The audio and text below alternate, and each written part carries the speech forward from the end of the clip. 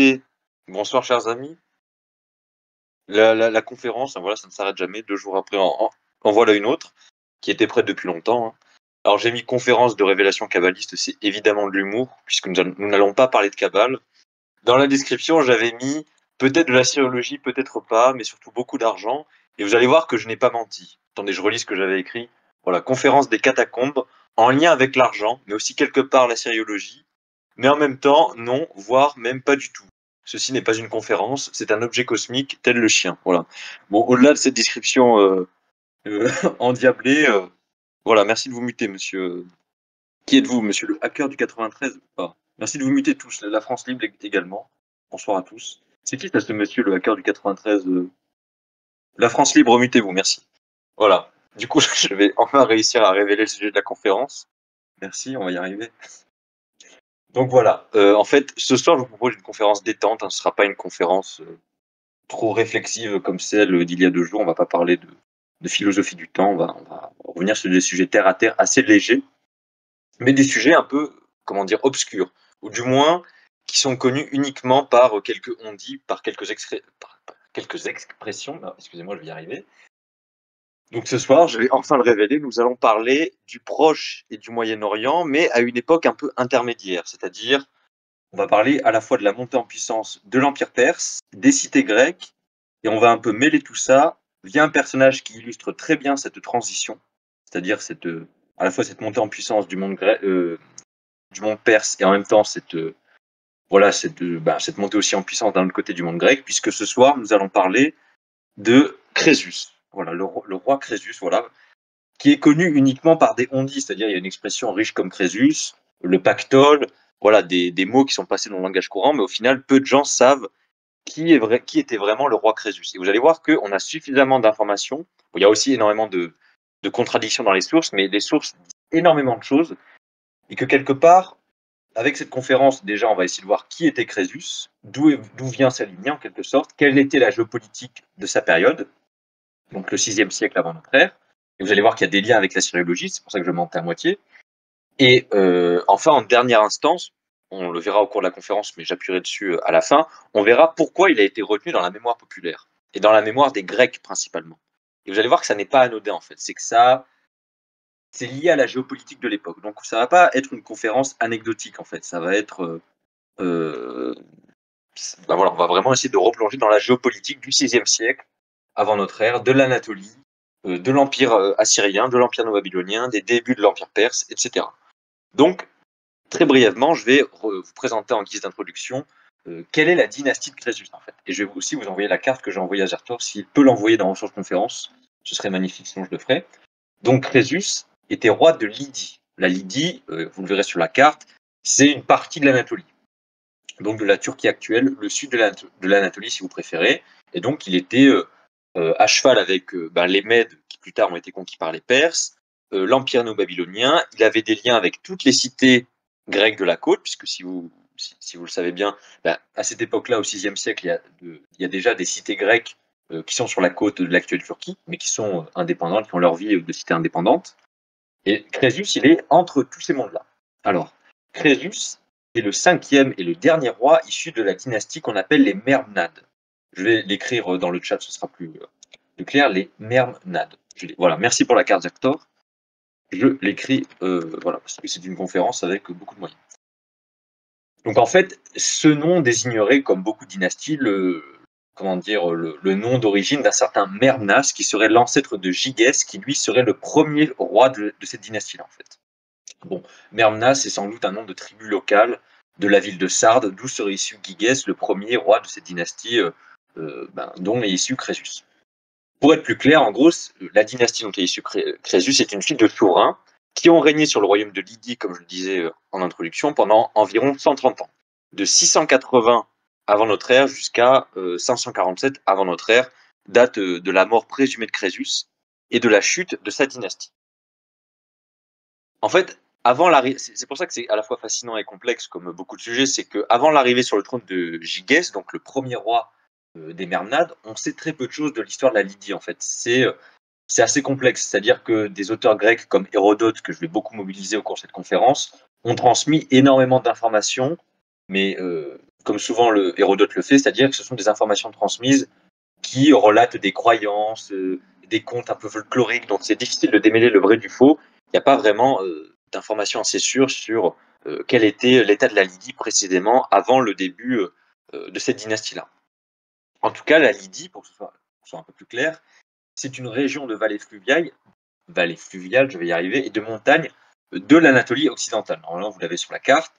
Durant l'âge du bronze, la Lydie, en fait, elle était un peu sous domination de ce qu'on a appelé les royaumes louvites, qui sont des espèces de royaumes qui parlaient une langue qu'on appelle le louvite, mais qui sont culturellement, pour le dire très rapidement, issus du royaume hittite, en fait. Les louvites, en fait, c'était une population qui parlait le louvite, mais la plupart évoluaient au sein du royaume hittite, puisque c'était la même zone géographique. Voilà. Mais bon, je m'attarde pas trop là-dessus, puisque c'est pas vraiment ce qui va nous intéresser ici. Et comme vous le savez, fin XIIIe, début XIIe siècle, il se passe au Proche-Orient ce qu'on a appelé la fin de l'âge du bronze, associée à l'invasion des peuples de la mer. Et il est possible que, en gros, durant cette période-là, d'autres populations aient évincé les Louvites, des populations peut-être européennes, mycéniennes, etc. Mais là encore, ce sont des sujets assez obscurs. Bref.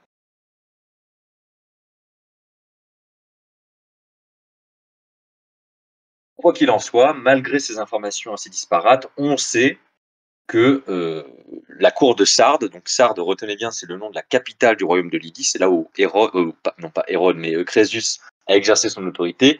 On sait que d'un point de vue presque sociopolitique, c'était un ensemble de tribus nobles, dont celle des Mermnades, donc la dynastie royale, qui, on va dire, se faisaient des luttes d'influence. Et même si on a encore du mal à savoir le vrai du faux, les Mermnades, donc Gygès, leur premier roi, et dont Crésus est le descendant, seraient arrivés au pouvoir à l'aide d'un coup d'État en assassinant la dynastie précédente. Mais donc vous voyez que ces dynasties sont en fait des espèces de dynasties de potentats locaux. Il n'y a pas vraiment de, de, de structure impériale à la base. Ce sont vraiment des petites maisons nobiliaires qui se faisaient la guerre. Bref. Mais malgré tout ça, on arrive à peu près à avoir quelques informations sur le règne de Gygès, donc le premier roi de la dynastie des Mermnades. En gros, une fois qu'il serait monté sur le trône, selon Hérodote, encore une fois, donc des informations à prendre avec des pincettes, Gygès aurait envoyé des ambassadeurs à Delphes afin que l'oracle, et c'est Delphes donc avec cette fameuse Pythie, afin que l'oracle le reconnaisse comme le nouveau souverain, car certains dans le royaume de Lydie voyaient d'un mauvais œil le fait que Gygès se soit imposé sur le trône en tuant le souverain d'une dynastie précédente. Et c'était aussi un moyen, s'il avait la validation de l'oracle, de on va dire d'étouffer de potentiels risques de guerre civile en disant, vous voyez, je suis validé par l'oracle, donc la guerre civile que j'ai menée pour monter sur le trône était légitime. Donc déjà, c'est une information importante, c'est que les liens avec l'oracle de Delphes vont vraiment être quelque chose qui va rester au cours de la dynastie. Et de manière plus générale, les liens de la dynastie des Mermnades, donc en Anatolie, des Anatoliens, avec le monde grec, vont être quelque chose qui va durer tout au long de l'histoire de la dynastie, et jusqu'à Crésus. Mais il y a un autre point sur lequel Gygès a vraiment énormément œuvré, c'est les succès qu'il a remportés face aux dangers que représentaient les Cimmériens. Alors je vais aussi l'écrire parce qu'il ne faut pas confondre les Cimmériens et non pas les Sumériens. Donc les Cimmériens, ce sont un ensemble de peuples, de nomades, issus du nord, donc de la mer Noire et une partie de l'Asie mineure. Enfin, je le dis de manière assez simpliste, mais c'est à peu près ça. Et en fait, les Cimmériens ont représenté un danger pour tout le Proche-Orient de l'époque. Les Assyriens en parlent, Gygès les a affrontés, énormément de cités grecques de la côte anatolienne les ont affrontés, donc c'est vraiment, ils ont créé un peu de remous dans la région. Mais en plus de ça, en plus d'avoir un peu réussi à sauver le royaume de Lydie de ce danger cimmérien, comme je vous le disais, Gygès, au-delà de ses liens avec la cité de Delphes et l'oracle de Delphes, il a étendu son influence sur les cités grecques qui étaient installées sur la frange égéenne de l'Asie mineure, donc vraiment sur la côte anatolienne méditerranéenne, si vous préférez. Et ça, c'est quelque chose qui va perdurer et qu'il va transmettre à tous ses prédécesseurs. C'est l'idée de mener des campagnes, parfois d'influence, donc parfois militaires, contre toutes ces petites cités grecques pour avoir de l'influence, avoir des réseaux commerciaux, etc. Et ça va vraiment être un lien, comme je le disais, qui va marquer toute cette dynastie des Mermnades. Ces campagnes de Gygès à l'encontre de toutes ces cités, notamment les cités ioniennes, devaient avoir pour objectif de permettre aux Lydiens de mettre la main sur leurs récoltes, donc les ressources, et leurs greniers à blé. Il a aussi tissé des liens avec la cité grecque d'Éphèse. J'y reviendrai parce que Crésus va continuer d'entretenir ces liens, afin probablement de pouvoir bénéficier de son port. Puisque Éphèse, normalement, vous voyez sur la côte, c'est un peu au sud de la côte. Attendez, est-ce que vous le voyez? Normalement, Éphèse est lié. Hein. Attendez, est-ce qu'elle est sur la carte? Voilà, elle est là. Vous voyez, c'est pile en Ionie, là. Vous descendez un peu la trace, vous avez Mysie, Rolide, Ionie, et ben c'est au sud de la Ionie. Et Éphèse, dès sa fondation, dès les débuts de son existence, quasiment, a été un grand port. Et vous voyez que c'est un peu un port qui est sur une situation, qui a une situation stratégique, puisqu'il est en lien avec le Proche-Orient un peu plus au sud, le nord de la Syrie, etc., la Grèce, l'Anatolie et toutes les îles grecques. Donc c'est parfait. D'où l'intérêt d'essayer de tisser des liens avec cette cité et d'y exercer une certaine influence. Pour que cette influence s'exerce, il faut, voilà, l'influence, c'est facile à dire, mais comment ça se manifeste concrètement? Eh bien, je vais vous répondre, c'est que selon certaines sources, qui apparaissent de manière, enfin, qui apparaissent assez plausibles, c'est que Gygès aurait donné en mariage sa fille à Mélas l'Ancien. Et selon Nicolas de Damas, alors lui, c'est un historien beaucoup plus postérieur, puisque c'est un contemporain du roi Hérode, donc on est au 1er siècle avant Jésus-Christ et un peu après Jésus-Christ, mais lui-même a beaucoup écrit sur l'histoire du Moyen-Orient antique et du Proche-Orient, et il avait accès à des sources qu'on n'a pas. Donc on l'utilise également pour en apprendre plus sur Crésus et sur ce monde-là.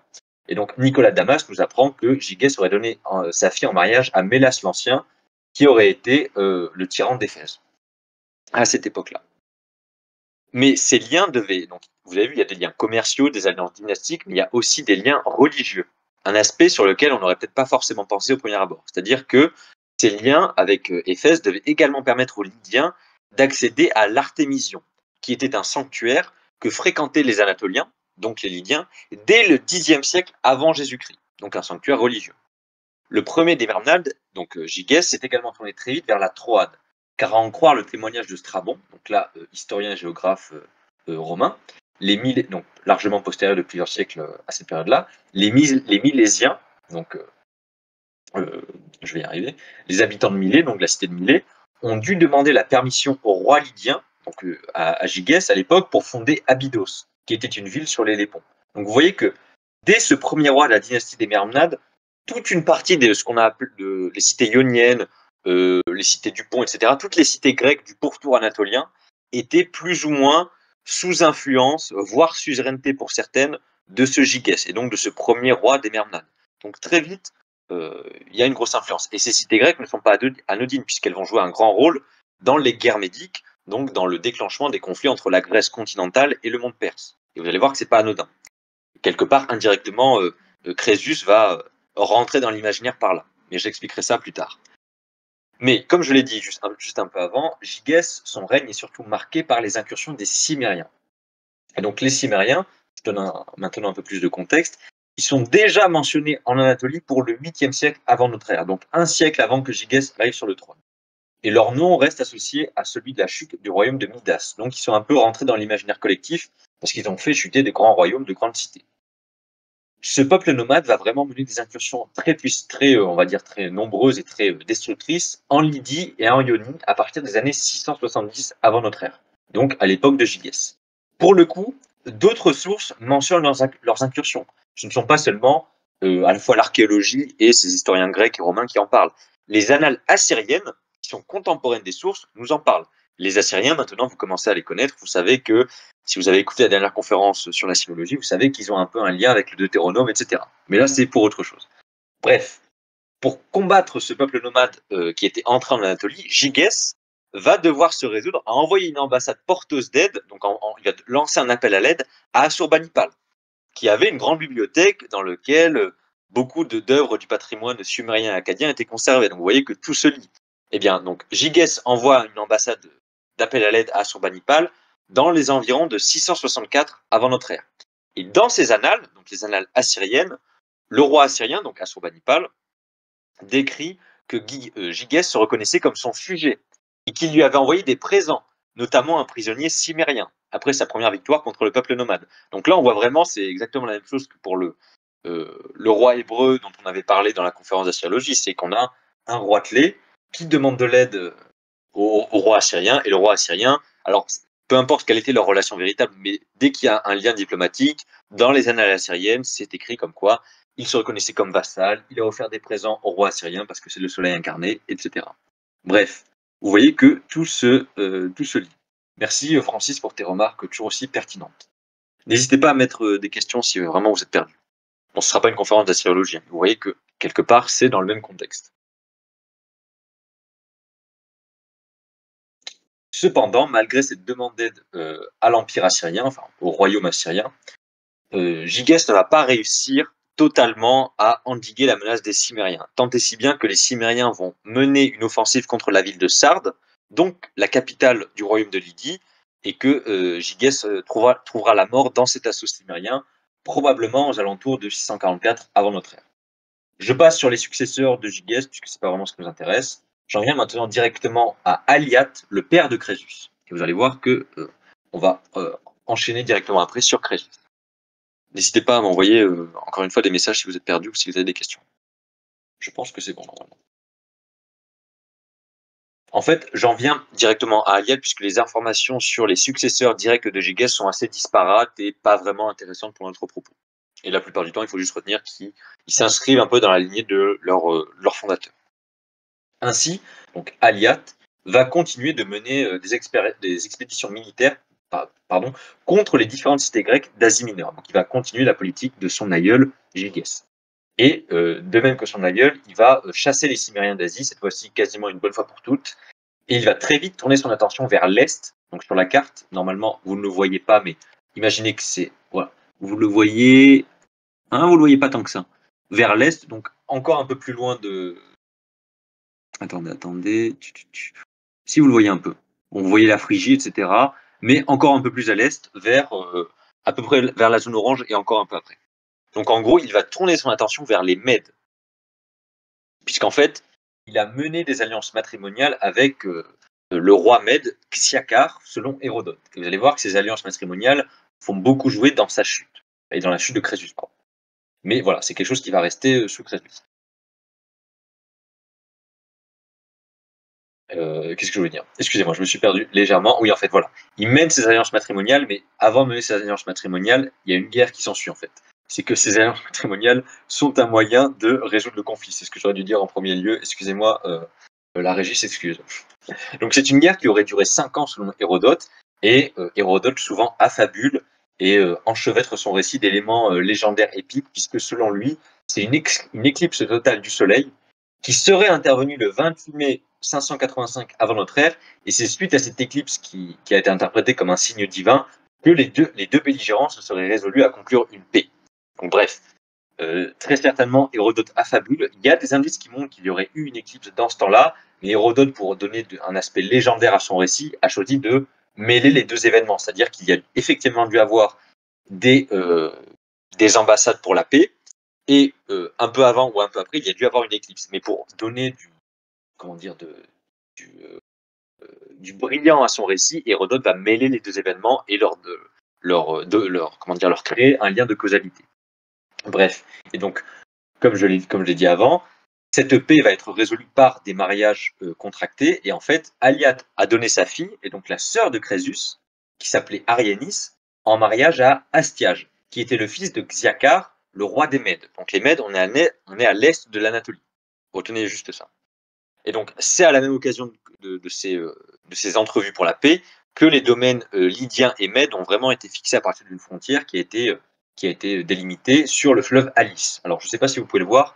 Alice, je vais l'écrire quand même parce que c'est important d'avoir des éléments de vocabulaire. Est-ce qu'il est sur la carte Non, je crois pas. Ah, il n'est pas. Il n'est pas. Bon, retenez qu'il y a un fleuve Alice quelque part. Attendez. Non, il n'est pas sur cette carte-là.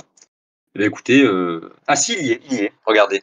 Parfait, le fleuve Alice. Vous voyez là, la Phrygie, le lac de Touze, vous allez à l'est, là où ça commence à être orange-jaune, vous avez le fleuve Alice, vous voyez? Et bien là, c'est la frontière qui a été établie entre le royaume des Mèdes et le royaume lydien. Normalement, vous voyez bien, je pense que c'est bon. Et voilà, donc au passage, ce qu'on peut aussi dire un peu avant la fin de son règne, c'est que, comme je le disais, Aliat réduit un peu ce qui reste du territoire des Cimmériens, notamment quelques bases en Phrygie. Donc la Phrygie, c'est juste à côté de la Lydie, et il restait quelques éléments de Cimmériens qui mettaient un peu le boxon, et Aliat se charge de ce problème et règle un peu le problème cimmérien définitivement. De plus, il entreprend la construction d'un certain nombre de monuments dans sa capitale, la ville de Sardes. Notamment, il met en place l'édification de son tumulus funéraire. De plus, c'est sous son règne que les Lydiens érigent des remparts à leur capitale, en faisant une véritable cité. Il met aussi également en place des fortifications autour de l'acropole et il embellit des bâtiments qui étaient réservés à l'administration. Donc il met en place, on va dire, des constructions qui renforcent les structures administratives de sa cité. Bref. Et comme ses prédécesseurs et comme Gygès, il continue à tisser des liens familiaux avec la cité d'Éphèse. Rappelez-vous qu'Éphèse est un port stratégique, puisque comme Gygès avant lui, il marie une de ses filles au tyran éphésien, non pas cette fois-ci Mélas l'Ancien, mais Mélas le Jeune. Donc plusieurs générations après Gygès. De ces unions, parce que Aliat s'est marié, il a eu 2 fils. Crésus, qui nous intéresse ce soir, qui est né d'une mère carienne, donc la région de Carie, et Pantaléon, qui lui est né d'une mère ionienne. Donc les deux ont des prétentions au royaume de Lydie, mais les deux ne sont que des demi-frères, puisque leurs mères sont différentes. L'une est carienne et l'autre est ionienne. Et vous allez voir que ça va avoir une légère incidence sur la succession. Exactement. Donc Crésus, qui nous intéresse, parce que on aime l'argent sur cette chaîne, Crésus naît aux alentours des années 590 avant notre ère, très probablement à Sardes, donc la capitale du royaume lydien. À cette époque, la capitale est déjà une cité vraiment prospère. Comme je l'ai dit, puisque Aliat a fait énormément d'aménagements d'un point de vue d'urbanisme. Malgré toutes les informations que nous rapporte Hérodote et les regroupements que nous pouvons effectuer, on a très peu d'informations sûres qui nous permettent vraiment comment fonctionnait la cour et la vie politique des rois lydiens. C'est-à-dire que, étant donné que les informations sont trop disparates, comme vous l'avez vu avec Hérodote, mais malheureusement c'est une de nos principales sources, il y a toujours un mélange propre à Hérodote, du mélange entre l'histoire en tant que donnée brute et ce qui relève d'un peu d'ethnographie, de géographie et surtout de folklore. Donc c'est très difficile de recouper précisément les informations. Ce qui apparaît le plus plausible, c'est que la cour de Crésus et la cour des rois de Lydie fonctionnaient à l'image des cours des royaumes du Proche-Orient, un peu comme la Syrie, etc. Et à l'image aussi des cours des tyrans, des cités grecques qui évoluaient sur la côte. Bref.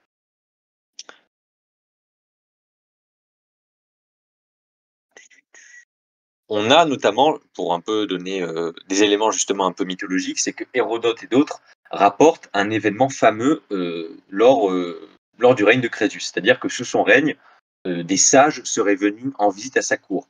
Et ça, c'est quelque chose d'assez intéressant, puisque Hérodote écrit un siècle après la mort de Crésus, et d'autres auteurs après lui emboîtent le pas en disant que se seraient mêlés à l'entourage du roi des personnalités de premier plan, telles que Thalès de Milet, donc le Thalès du théorème de Thalès, Bias de Priene, Pythagos de Lesbos, et des Athéniens très connus, tels que Solon, par exemple. Mais voilà, il y a très peu de probabilité que toutes ces personnes-là se soient vraiment rendues à la cour de Crésus. En ce qui concerne Solon, on est quasiment sûr que ça n'est jamais arrivé. Ce qui concerne Thalès, ça n'est pas impossible, puisque chronologiquement, les deux sont de la même époque, mais Solon, c'est totalement anachronique. Donc voilà. Voilà, Thalès est peut-être allé à la cour de Crésus. C'est fantastique. Revenons-en maintenant à l'ascension de Crésus en tant que roi du royaume de Lydie. C'est-à-dire que Hérodote, encore une fois, nous indique que durant sa jeunesse, Crésus fut nommé gouverneur d'Adramétion. D'Adramiteion, excusez-moi. Je vais l'écrire juste après. Donc en fait, une partie notable des ressources financières du royaume reposait sur les épaules du maître d'Adramiteion. Donc en fait, c'était pas un poste anodin, c'est-à-dire que c'était une espèce de poste de super gouverneur, puisque c'était une cité dans laquelle énormément de ressources par laquelle énormément de ressources financières et monétaires transitaient. Donc ça n'était pas rien. Seulement, c'était une cité qui se situait aux confins du royaume lydien, sur la côte, qui était parsemée d'établissements coloniaux grecs. Donc c'était un peu un exil doré quelque part. Donc c'est assez ambivalent. Et en fait, ce qu'il faut retenir, c'est que Crésus aurait simplement été gouverneur. Ce qui nous donne des renseignements assez importants sur pourquoi justement il n'a pas été plus que ça dans sa jeunesse. Donc, comme je vous l'ai dit, on va maintenant essayer de comprendre pourquoi il n'a pas été plus que ça durant sa jeunesse et on va voir comment il a fini par monter sur le trône. Comme je vous l'ai dit, encore une fois, il avait un frère, Pantaléon, qui lui était né d'une mère ionienne. Donc, ionienne, je le dis vulgairement, c'est une grecque. En fait, sa mère était grecque. Alors que lui, sa mère, à Crésus, était carienne, donc de Carie. Donc on est au sud de la Lydie, on est dans l'Anatolie continentale. Donc il y a un peu une lutte, on va pas dire d'origine, mais un peu quand même. Et en fait, on sait que les deux se sont lancés dans une guerre civile, que Crésus ne s'est pas satisfait de son poste de gouverneur d'Adramiteion, que Pantaléon était l'héritier légitime désigné par Aliate, mais que Crésus a fini par dire non, non, c'est moi qui monterai sur le trône. Une guerre civile s'en est suivie, dont la succession d'événements est très difficile à retracer, donc on a vraiment beaucoup de mal à savoir comment s'est déroulée cette guerre. On sait qu'il y a eu, comment dire, ça s'est fait, elle a duré plusieurs années. Il y a vraiment eu des lignes de factions entre les deux, et que Crésus monte sur le trône véritablement à partir de 561 avant notre ère.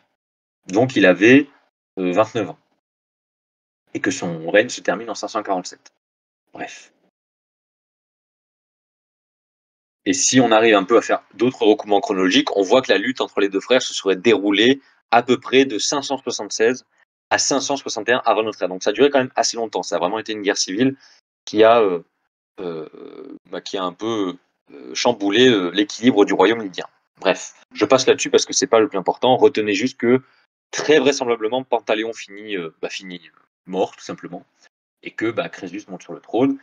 Et on se doute forcément que ça a été aussi une lutte d'influence, de clientélisme, puisque Pantaléon était né d'une mère grecque, donc il bénéficiait d'alliances avec toutes les cités grecques avec lesquelles sa famille entretenait des liens depuis longtemps, donc il a pu mobiliser ses réseaux un peu, et qu'à l'inverse, Crésus, lui, il a mobilisé des réseaux purement anatoliens, cariens. Voilà. Maintenant, venons-en aux quelques informations que nous avons sur les politiques expansionnistes menées par Crésus et sur le fonctionnement de l'armée lydienne. Alors, on a peu de choses, mais on a quand même quelques éléments. Toujours selon Hérodote, on apprend que les Lydiens étaient les plus redoutés pour leur cavalerie. Ce qui n'est pas forcément surprenant, puisque dans ces terres, justement, vu que c'est un royaume dans les terres, même s'il y a des liens avec les cités grecques de la côte, la cavalerie a son importance. Et c'est plus facile, ça a plus de sens d'avoir des chevaux sous ces latitudes-là. Je cite Hérodote, donc livre 1 de son enquête, extrait 79. À cette époque, il n'y avait pas en Asie de peuple plus viril et plus courageux que le peuple lydien. Ils combattaient à cheval, avec de longues piques, et ils étaient excellents cavaliers. Donc voilà, un peu dans cette tradition des envahisseurs nomades, quelque part, entre Cimériens et Lydiens, finalement, bref, je divague. Maintenant, venons-en à l'expansion en tant que telle. Donc, à la tête de l'armée lydienne, Crésus, dans la même lignée que son père Aliate, et même les deux, en fait, on va voir en parler les deux, la manière dont ils ont entrepris leur campagne, puisqu'ils ont mené la même politique à ce niveau-là. Ils ont entrepris plusieurs campagnes militaires afin d'agrandir leur royaume, tant à l'est, donc plutôt du côté des Mèdes, qu'à l'ouest. Et ces différentes campagnes, on a à la fois les sources écrites, donc Hérodote et tous les historiens qui le suivent, les géographes de l'Antiquité, etc. Mais on a aussi recours à des données archéologiques qui permettent d'étayer en fait notre propos. Et on a, voilà, il y a des sites pour lesquels on a plus d'informations que d'autres. J'en reviens à la grande cité d'Éphèse.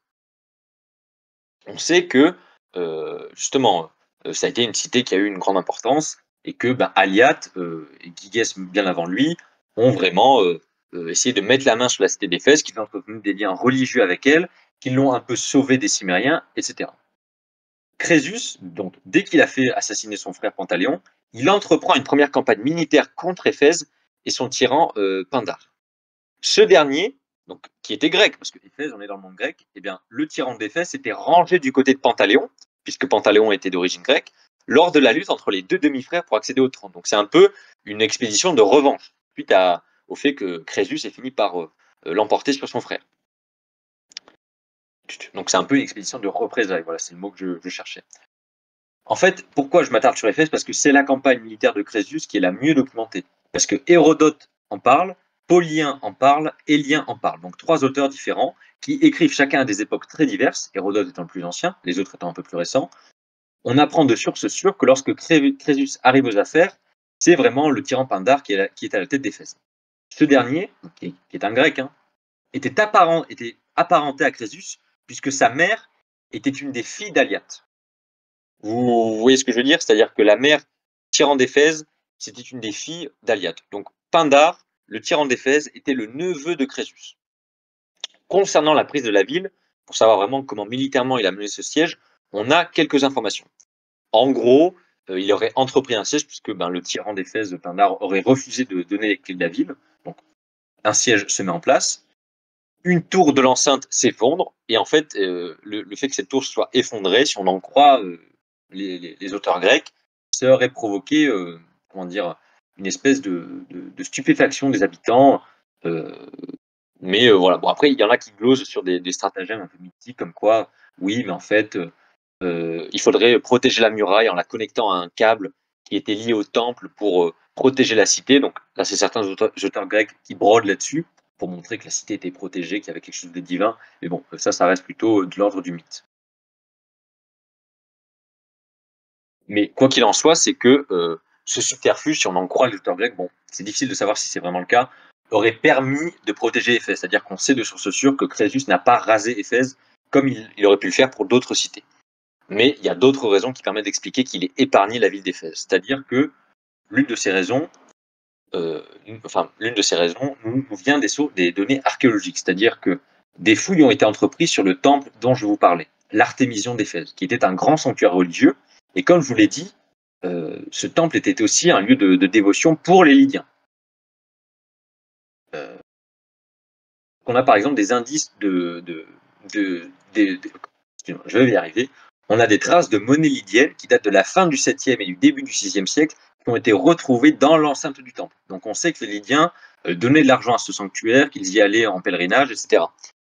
Et de plus, donc c'était un sanctuaire dédié à Artémis. Et on sait que les Lydiens à Sardes, donc la capitale du royaume, avaient aussi un sanctuaire dédié à Artémis. Donc on sait qu'il y avait vraiment une union presque religieuse entre les deux cités. Donc il pourrait aussi expliquer que Crésus ne l'ait pas rasé. Et malgré le fait que Pindare ait fini par être détrôné et que Crésus ait épargné la ville. Bref. Qu'est-ce qu'on sait d'Éphèse une fois que Crésus a terminé ce qu'il avait à terminer? Donc une fois que, bien qu'il n'ait pas rasé la ville, il a réussi à se débarrasser de Pindare, donc du tyran d'Éphèse, la ville d'Éphèse rentre dans le giron du royaume de Lydie, et on va dire que Crésus, là, il innove un peu par rapport à son père. C'est-à-dire que là où Aliade pouvait être un peu plus dur, c'est-à-dire avoir cette politique du Proche-Orient, je rase la ville ou alors je l'agglomère culturellement mon empire, étant donné que Éphèse avait des liens religieux très forts avec Sardes et avec le royaume de Lydie, Crésus a été plus doux, c'est-à-dire qu'il s'est dit bon, je ne vais pas mener de réformes pour transformer la vie de la cité. En fait, je vais juste l'agglomérer à mon royaume tout en lui maintenant ses privilèges, et notamment ses privilèges religieux. Voilà, je pense que c'est ça le plus important à retenir. J'en viens maintenant à une autre ville, la ville de Milet. Normalement, vous la voyez sur la côte. Enfin, je l'espère. Oui, attendez. Elle y est. Je la retrouve. Elle est là, voilà. Voilà, vous voyez Milet, on est en pleine carré. On est juste au sud d'Éphèse. Elle est bien cette carte. Hein. Bref. Donc Hérodote, encore une fois, est le seul à nous rappeler, à nous indiquer un conflit qui aurait eu lieu entre Milet et Crésus. Après, c'est très compliqué de savoir comment vraiment s'est déroulé ce conflit. Très vraisemblablement, ça relèverait plutôt de razzia que de véritable guerre. C'est-à-dire que, en fait, au cours de ces razzias menées dans la campagne autour de Milet, aux alentours de la cité, à en croire Hérodote, les troupes lydiennes, qui cherchaient à brûler des récoltes, auraient sans faire exprès détruit le temple d'Athéna à Cécien, qui se situait aux alentours de la ville. Et en fait, Crésus se serait senti un peu, coupable d'avoir détruit ce temple sans le vouloir, qu'il aurait fait reconstruire. Et donc, il aurait conclu un accord d'amitié avec le tyran de Milet, qui s'intitulait Thrasybule, à en croire Hérodote, encore une fois. Et grâce à ce rapprochement diplomatique entre Crésus et déjà un peu son père et la cité, les Lydiens pouvaient bénéficier des facilités portuaires offertes par Milet, puisque Milet est une cité portuaire, donc avec un accès sur le commerce maritime, etc. Mais Crésus, malgré ça, malgré cette politique, aurait quand même fini par soumettre la cité, mais encore une fois, sans lui mener la guerre. C'est-à-dire qu'il aurait procédé, cette fois-ci, non pas par des liens religieux, mais par un jeu de politique interne. C'est-à-dire que à cette époque-là, lorsque Crésus est sur le trône, à Milet, il y avait une lutte intestine entre deux tyrans qui se menaient un peu une guerre pour le contrôle de la cité. Donc il y avait ce qu'on appelle en grec une stasis. une guerre civile si vous préférez, qui aurait duré pendant des décennies. Et Crésus aurait profité de cet affrontement entre deux factions, donc entre Thoas et Damasénor, donc pas vraiment important de retenir leur nom, et chacun avait sa faction. Et il aurait profité de ça, et vers 540, il aurait un peu opéré une médiation, Crésus, toujours Crésus, dans la cité pour essayer de rétablir la situation. Et au final, il va réussir à renforcer son influence et à mettre fin aux troubles de la cité. Donc, dans les deux cas, il gagne. Et in fine, une oligarchie va se mettre en place dans la cité de Milet. Bref. Donc là, encore une fois, une politique assez machiavélique avant l'heure, très, très maligne. C'est-à-dire que je profite des troubles de la cité, je résous ces problèmes d'un côté, mais en même temps, j'augmente mon influence. Et donc, Milet va vraiment être sous domination, on peut dire, de Crésus. Oui, les radiens, le mot est lâché. Mais donc, vous avez vu que là, ce sont des politiques assez fines, assez... voilà, on avait vu que Éphèse, c'est lié à des liens religieux. Milet, c'est un peu de soft power avant l'heure et de, quelque part, de la diplomatie, même totalement de la diplomatie. Mais à part ça, Hérodote, qui est vraiment notre principale source pour ce sujet, rapporte qu'après Éphèse et Milet, Crésus se serait pris à toutes les cités d'Ionie et d'Éolide sans exception. C'est-à-dire qu'il aurait mené un peu des guerres un peu tout azimuts pour prendre chacune petite cité petit à petit. Bref. Et j'en viens maintenant directement à vous expliquer comment il aurait fait pour prendre un peu toutes ces cités. Donc, j'en viens maintenant à l'Anatolie.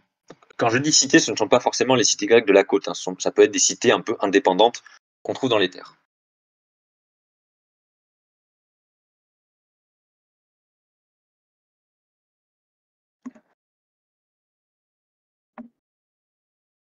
Donc, j'en viens maintenant à l'Anatolie, qui est vraiment le cœur du royaume lydien. Et toujours une fois selon Hérodote, je cite, donc le premier livre de l'enquête, excepté les Ciliciens et les Lyciens, Crésus avait subjugué effectivement et tenait en sa suggestion tous les autres. Ce sont les Lydiens, Phrygiens, Mysiens, Mariandiniens, Chalybes, Paphlagoniens, Trastiniens et Trasbitiniens, Cariens, Ioniens, Doriens, Éoliens, Pamphiliens, etc. Donc voilà, ça fait quand même beaucoup de monde. C'est, on dirait une énumération de tribus de l'Arabie pré-islamique. Voilà, donc c'est quand même assez long. Donc vous avez vu qu'il avait quand même, selon... d'ailleurs, il n'y a pas qu'Hérodote qui le rapporte, mais il y avait vraiment tout un certain nombre de peuples, enfin la majorité des peuples de l'Anatolie, de la carte que je vous ai envoyée, étaient sous contrôle de Crésus. Donc c'était vraiment une puissance territoriale de première importance. C'est aussi pour ça que j'en parle, puisqu'il a vraiment... Non, il n'a pas soumis de peuple de lumière, Zertor. Je vais rester concentré. J'en viens maintenant à des informations plus épigraphiques. En effet, à Sardes, donc la capitale de Crésus, les fouilles ont révélé des inscriptions et des graffitis en langue carienne. Donc, la Carie, vous vous rappelez, la mère de Crésus était carienne. Vous le voyez sur la carte, sur la région, on est dans l'Anatolie, il n'y a rien de surprenant. Et ces documents épigraphiques s'étalent entre le milieu du 7e et le milieu du 6e siècle. Il est donc très probable que les souverains lydiens, dès le règne de Gygès, donc, parce que là c'est à l'époque de Gygès le premier souverain, aient entretenu des relations cordiales avec les dynastes cariens. Ce qui peut expliquer qu'on en arrive à un Crésus qui est le fils d'une mère carienne. C'est-à-dire que dès l'époque du premier souverain, il y avait des liens privilégiés avec la Carie. Et de plus, on a la présence attestée de maçons, donc de maçons cariens, à Sardes. Et comment on sait que des maçons cariens étaient présents à Sardes? Puisqu'on a retrouvé des graffitis écrits par eux sur des blocs de pierre de la muraille du 6e siècle avant notre ère. Donc il y avait vraiment les rois de Lydie faisaient venir des maçons de la Carie. Ce qui peut expliquer les liens entre les deux régions et pourquoi la Carie était un peu dans le giron du royaume de Lydie. Cependant, là, je vous ai cité Hérodote qui nous dit bon, tous ces peuples-là de l'Anatolie sont sous ils subissent l'assujettissement de Crésus. Et quelque part, comme je vous l'ai dit avec les Cariens et Gygès, on peut supposer que cette influence était là dès le début et qu'elle a peut-être un peu changé au fil du temps. Mais ce qui est frustrant, c'est que les sources, donc que ce soit Hérodote ou ceux qui prennent sa Suisse, Nicolas de Damas, Élien, Paulien, Strabon, ce que vous voulez, sont vraiment muettes la plupart sur le mode et le moment de l'assujettissement des peuples barbares non grecs. Donc tous ces peuples anatoliens qui ne sont pas qui ne sont pas grecs, qui ne sont pas sur la côte, là où les cités grecques évoluent. Et en fait, aucune de ces sources ne nous dit vraiment comment ces peuples et ces régions étaient tombés dans l'influence lydienne. Est-ce qu'il y avait un administrateur local? Est-ce que je sais pas, il y avait une politique d'assimilation religieuse? Et les sources ne nous disent pas comment ces peuples étaient, étaient assujettis au royaume de Lydie. C'est aussi pour ça que c'est un sujet assez qui peut paraître assez flou, parce qu'on sait qu'ils étaient sous l'influence lydienne, mais comment concrètement cette influence se caractérisait, bah, à part quelques cas d'exception comme les cités grecques de la côte, on a beaucoup de mal à savoir. On sait qu'en tout cas que toutes ces régions de l'Anatolie étaient dans la sphère d'influence lydienne. J'en viens maintenant à une région précisément. J'espère ne pas être trop long. Est-ce que j'en parle de ça? Non, ça va pas vous... Non, ça va être, ça va vous barber. Je passe directement. J'en viens maintenant à la diplomatie. Donc, comme je vous l'ai dit, vous avez bien compris que Crésus était quand même, il avait le sens de la diplomatie pour, justement, pour réussir à faire en sorte que toutes ces cités grecques tombent sous son influence. De même pour les peuples anatoliens, même si c'est moins connu. Donc, il y avait quand même des réseaux diplomatiques à l'époque. Vous allez voir. Je vais en venir à la question de l'argent. Vous allez voir que c'est beaucoup plus étrange qu'on pourrait le penser. J'en viens maintenant à, je vais y arriver, à la diplomatie. Mais cette fois-ci, la diplomatie au sens régional. On va un peu quitter supra-régional plutôt, continental, mondial, universel, galactique. On va un peu quitter le monde de la petite région anatolienne et des cités grecques, qui sont sur la côte anatolienne. On va maintenant en venir aux alliances avec les Babyloniens, les Égyptiens, les Assyriens, etc. Et vous allez voir que là, tout va finir par se précipiter. À lire Hérodote, encore une fois lui, on comprend que Crésus aurait conclu une alliance avec le pharaon de son époque, Amasis, qui était donc le pharaon égyptien. Une alliance de type offensif et défensif, établissant des relations d'hospitalité entre les deux souverains. Les relations d'hospitalité, dans le texte, c'est les xénia, donc la xénia, donc l'hospitalité en grec. Cependant, Crésus ne serait pas le seul à avoir établi des contacts diplomatiques avec le pharaon de son époque, puisque à l'époque, il n'y a pas que le pharaon et Crésus qui se partagent le monde. Il y a vraiment d'autres liens. Le pharaon avait par exemple un traité d'alliance avec les Cyrénéens, et de plus, selon Hérodote, il entretenait des liens d'amitié avec le tyran de Samos, Polycrate. Et Samos, normalement, vous l'avez sur la carte. Ou même vous l'avez totalement. C'est... Attendez. Ouais, c'est sur la... Voilà, vous voyez l'île de Samos, parfait. Samos qui sera aussi... qui jouera un rôle dans les guerres médiques. Voilà, même les rats quittent le navire. Cependant...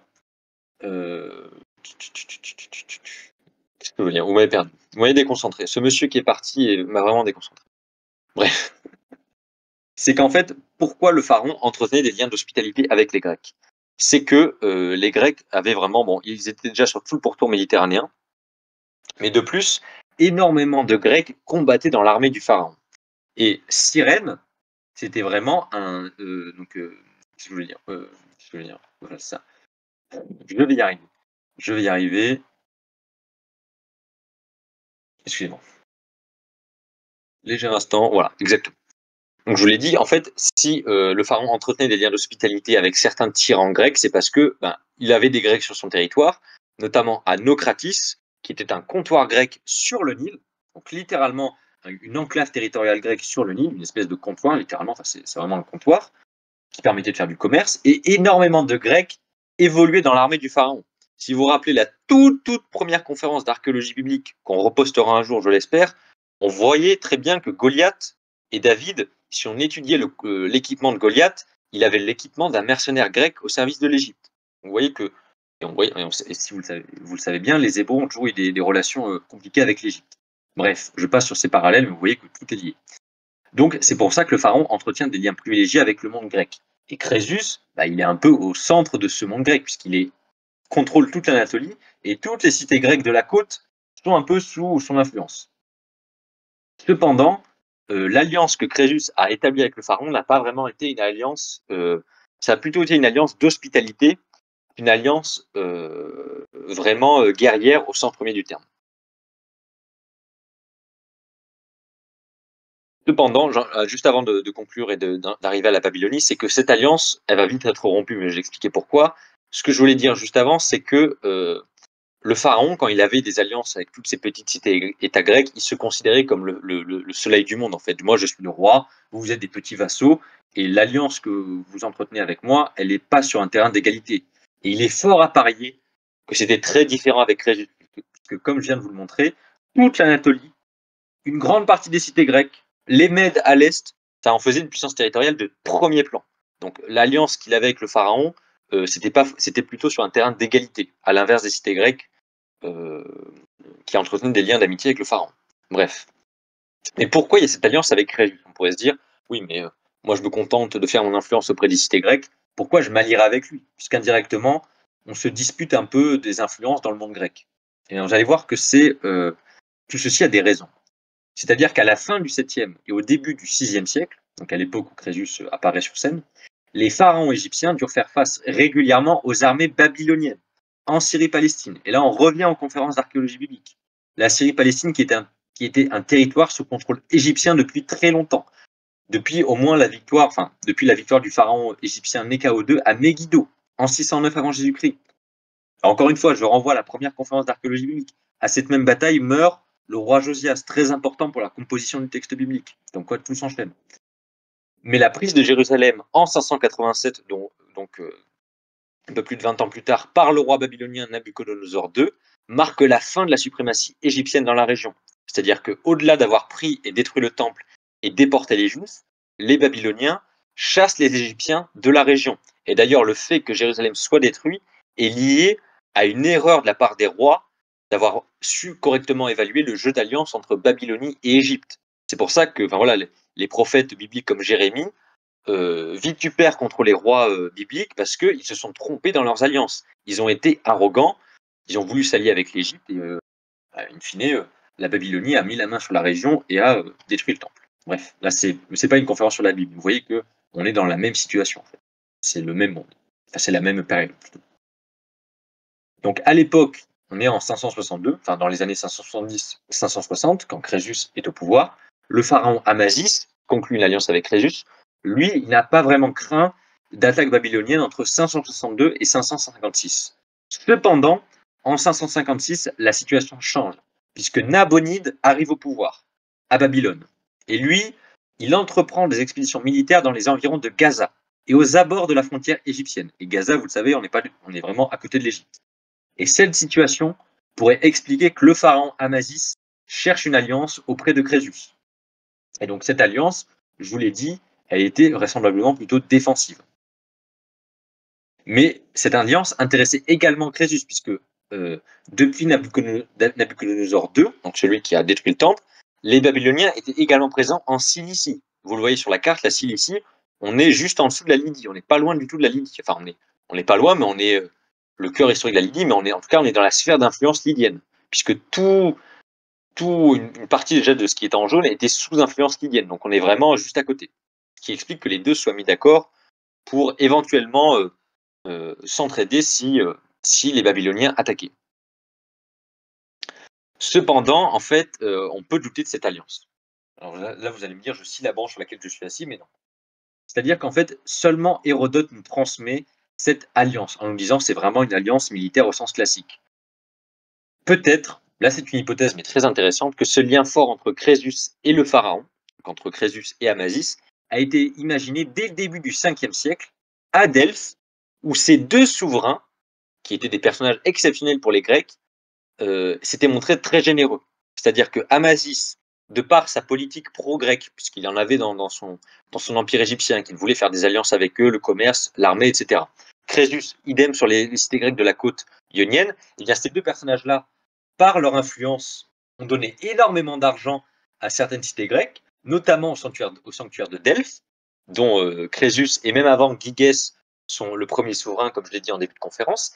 Eh bien, une des théories, c'est qu'on pourrait se dire, à l'époque où Hérodote écrit, au 5e siècle, ces deux personnages ont beaucoup fait pour les cités grecques par leurs dons, et donc ils ont gardé une espèce de souvenir très très fort et très positif. Et Hérodote aurait peut-être mêlé les deux, ou il aurait peut-être exagéré, c'est-à-dire que les deux personnages avaient peut-être des liens diplomatiques, mais il aurait peut-être, donc Hérodote, construit une véritable alliance militaire entre les deux, parce que les deux étaient très populaires dans la mémoire grecque et qu'ils avaient effectivement des intérêts communs. Donc voilà. Autre explication possible. Et pourquoi, en fait, et là on en vient directement à pourquoi Crésus a été retenu, mais j'ai pas encore terminé, c'est que ces deux monarques s'étaient imposés, donc le pharaon et Crésus, dans l'imaginaire grec, comme ceux qui avaient été naguère à la tête des deux royaumes les plus puissants de cette époque. Je vous l'ai dit, Amasis, le royaume égyptien, donc le royaume égyptien, à l'époque, d'un point de vue territorial, je vous l'avais dit, avant ça allait jusqu'en Syrie-Palestine. Et Amasis, lui, voulait refaire tout ça. Il avait des liens avec le monde grec. Crésus, toute l'Anatolie, une partie du monde Mède, toutes les cités grecques, jusqu'en Cilicie. Donc des royaumes, les royaumes les plus puissants de leur époque, et les deux avaient été balayés par les Perses. Et les deux avaient été balayés par les Perses, et les Grecs, au 5e siècle, avaient été les seuls à battre les Perses. Et ils se disaient, bon, ces deux royaumes-là, quelque part, et c'était très populaire, et c'est sans doute pour ça qu'énormément d'informations nous ont été données sur eux, c'est que les deux étaient des souverains très pro-grecs, philhellènes, en quelque sorte, qui ont fait énormément de dons au sanctuaire grec. Les deux étaient à la tête de très grands royaumes, les deux ont été balayés par les Perses, les Grecs sont les seuls à avoir battu les Perses, donc ils gardent la mémoire un peu en disant, vous avez vu, même ces grands souverains qui étaient très puissants, ils n'ont pas réussi ce que nous avons réussi. Mais en plus, vu qu'ils ont fait des dons au monde grec, ils ont un peu gardé leur mémoire. Puisque d'un côté, ils avaient fait des dons au monde grec, de l'autre, ça a rehaussé encore plus le prestige du monde grec. En se disant, vous avez vu, ces deux souverains légendaires de leur époque ont été balayés par le monde perse. Nous, on a réussi à battre les Perses. Donc c'était à la fois, c'est une des explications possibles qui nous permet de savoir pourquoi Crésus est rentré dans la mémoire collective. L'une des explications même la plus importante. J'en viens maintenant je reviens surtout à une légère partie sur les liens avec Delphes, et après je conclus brièvement. Je l'ai dit, c'est une conférence assez légère, assez tranquille. Donc à l'époque de Crésus, le sanctuaire de Delphes, qui est vraiment très important, était administré sans doute depuis le début du VIe siècle par ce qu'on appelle l'amphictyonie piléo-delphique. Donc c'était une espèce de conseil en quelque sorte, qui se réunissait 2 fois par an et qui gérait les affaires courantes de la cité, notamment l'organisation des jeux pythiques. Et Hérodote nous indique qu'en échange des cadeaux et des offrandes faites aux Delphiens, ces derniers accordèrent à Crésus et à tous les Lydiens le droit pour chaque Lydien de devenir Delphien selon son désir. Donc il leur donnait un droit de citoyenneté complet. Ce qui est quand même ce qui nous en dit long sur les relations entre les deux villes et surtout les deux communautés. C'est pas juste un lien administratif, c'est vraiment un lien d'homme à homme en quelque sorte. C'est vraiment une relation fondée sur l'hospitalité. Et c'est une relation qui va même perdurer des siècles après la chute de Crésus.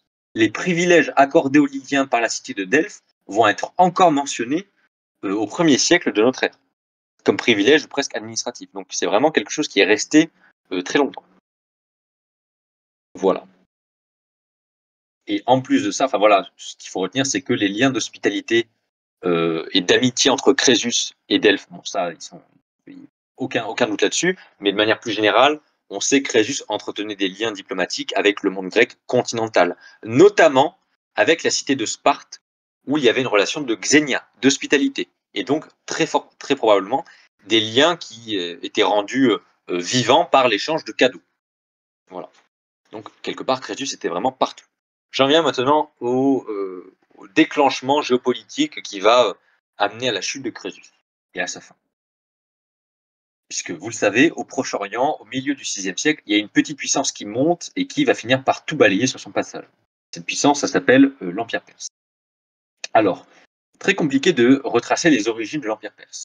Les sources anciennes qui retracent l'histoire de la Perse avant la chute d'Ecbatane, sur laquelle je vais revenir, une chute qui a été rendue possible par Cyrus II, sont très délicates à interpréter. Puisque beaucoup d'auteurs grecs interprètent l'Empire perse comme la continuation de l'Empire Mède, conquis par Cyrus en 550, donc 3 ans avant la chute de Crésus.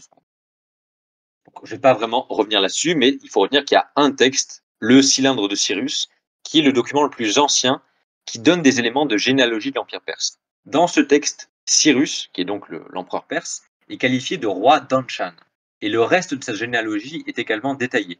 Je cite, fils de Cambyse, grand roi, roi d'Anshan, descendant de Thespès, grand roi, roi d'Anshan, d'une famille qui a toujours exercé la royauté. Ce pays d'Anshan, donc, il se situe dans la région du Fars, qui est la région qui donnera son nom à la Perse d'ailleurs. Et donc, ce pays d'Anshan, pendant très longtemps, a été sous la domination d'un royaume néo-élamite. Bon, ça, je passe, c'est pas vraiment important. Avant de tomber sous le joug des Assyriens, qu'on commence vraiment à bien connaître, à force. Et comme vous le savez, l'Empire assyrien chute sous le coup des Babyloniens et des Mèdes vers 610. Et lors de cette chute, il semblerait que ce territoire d'Anshan, donc ce territoire en Élam, ait recouvré sa liberté de mouvement et que les ancêtres de Cyrus II se soient réapproprié le titre de roi d'Anshan. Et donc, au début du VIe siècle, justement, qu'est-ce que je voulais dire? Voilà. Le royaume d'Anshan tombe dans l'escarcelle des Mèdes. Voilà. Même si beaucoup de choses restent assez obscures sur la manière dont justement ces habitants d'Anshan sont tombés, enfin, comment les Mèdes les administraient, comment les Mèdes les dominaient. Bon, ça reste compliqué à comprendre. Et comme vous le savez, là, on recoupe avec Crésus, puisque je vous l'ai dit, son père Aliat avait des liens diplomatiques avec le royaume des Mèdes. Je vous l'avais dit, il y avait eu une guerre entre les deux, puis à la fin, il y avait eu une éclipse, puis il y avait eu une paix qui avait été renforcée par un mariage diplomatique. Et Astiage était marié à la sœur de Crésus, si vous vous rappelez bien. Et Astiage est le roi des Mèdes. Et vraisemblablement, c'est lui qui déclenche le conflit avec Cyrus. Donc Cyrus qui, lui, est roi d'Anshan, donc le cœur historique de la Perse, si vous préférez. Ce conflit débute vers 553 et prit fin vers 550, par la capture d'Ectaban, la capitale des Mèdes, par Cyrus. Et on sait vraiment, c'est très flou parce qu'on ne sait pas vraiment pourquoi Astiage a entrepris une campagne contre Cyrus. Pourquoi Astiage a voulu déclencher une guerre contre Cyrus? Peut-être qu'il aurait voulu, l'une des hypothèses, c'est qu'il aurait voulu mettre fin à la révolte d'un petit roi qui était un peu entre les deux royaumes et qui avait un peu une lutte d'influence autour de ce petit roitelet. Bref. Ou alors que Astiage voulait prendre pied dans une région et que là où était Cyrus, enfin le cœur historique de la Perse, commençait un peu à échapper à son contrôle. Bref.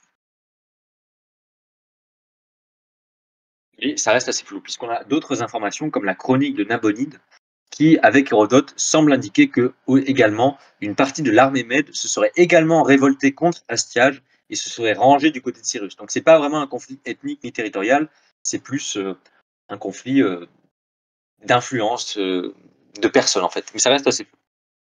Mais donc, quoi qu'il en soit, Cyrus prend Ecbatane, le royaume mède qui était limitrophe du royaume lydien tombe et tombe sous le contrôle de Cyrus. Donc Cyrus qui est empereur perse, je rappelle. Que se passe-t-il? Tout va bien. J'en viens maintenant au début des affrontements entre Crésus et Cyrus.